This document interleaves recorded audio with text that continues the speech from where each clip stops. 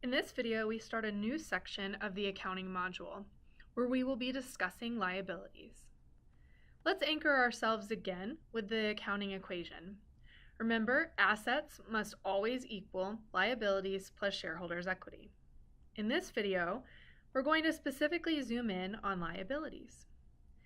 I will first give you the more formal accounting definition of a liability, which states liabilities are probable future sacrifices of economic benefits.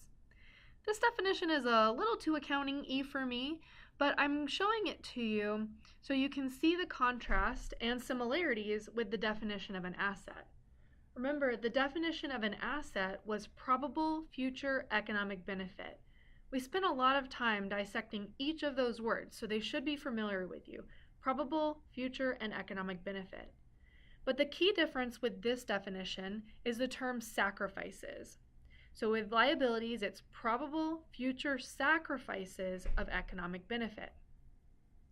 Another way you can think about liabilities is future economic obligations of a firm. Think here just something you have to pay in the future. There are a few other things we can consider liabilities, but a lot of times, as we'll see in a minute, it's just something you have to pay in the future. So let's look at a few examples of common liabilities. I've listed a few liabilities here that we will cover. This first section includes a few examples of current liabilities, and the last item is an example of a non-current liability.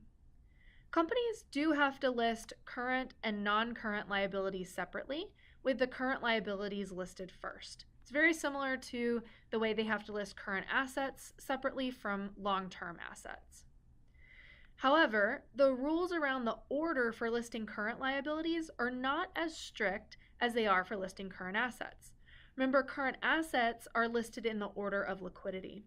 We don't have that same language or the same rules for liabilities. So companies report current liabilities in different orders depending on their preference. We'll come back to this slide in a second, but first I want to continue the conversation about current versus non-current liabilities.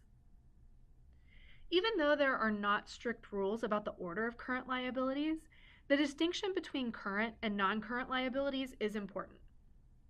We want to really make sure a company has enough assets to cover their liabilities.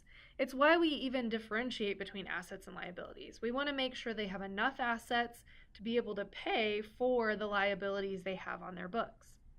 This is important in the long term, but is even more important in the short term. In the short term, we can use ratios such as working capital, which is simply current assets minus current liabilities. That gives us working capital.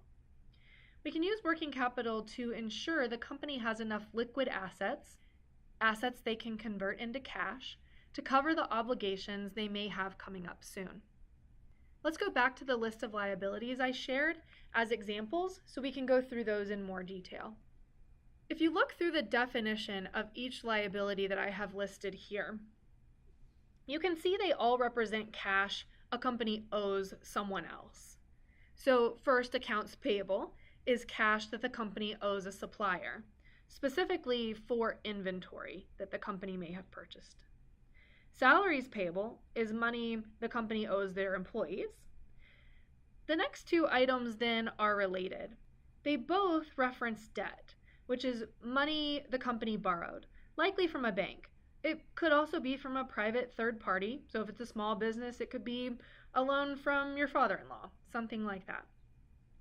On a balance sheet, debt is divided up between the current portion, or the amount that's due within 1 year, and the long-term portion, the amount owed after 1 year. To relate it to a personal example, think of a loan you would get for a mortgage to buy a house. The entire loan is due in 30 years, so most of it is long-term. But you owe monthly payments every year. The amount of the monthly payments for the next 12 months would be the current portion of that long-term debt. The remainder would go in the long-term section of your liabilities. So these two line items could represent one loan with one bank, but be divided into two pieces, the current portion and the long-term portion. Most liabilities are like these, where they are related to cash the company owes someone. but there are a few other common economic obligations a company might record. I listed 2 examples here. The first is a warranty payable, and the second is unearned revenue. We'll stop here with this video, but in the next video we will walk through these 2 specific liabilities. We will also get more understanding around debt in the next video.